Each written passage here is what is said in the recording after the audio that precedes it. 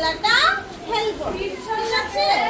রঙের খেলা খেলবো। মেহেক বসো, আমি ডাকবো, বসো।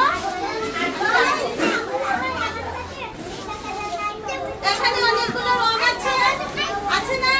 আমি যেটা বলবো ওইটা নিয়ে ওই কালারের বক্সে রেখে দেবে, ঠিক আছে? সুপ্রভাত, আসো। শিল্পী আসো, তোমাকে পরে ডাকবো, একজন দুজন করে আসো। তুমি যে কোনো একটা লাল রঙের লেটার নাও নিয়ে লাল কালারের বক্সে ঢুকাও।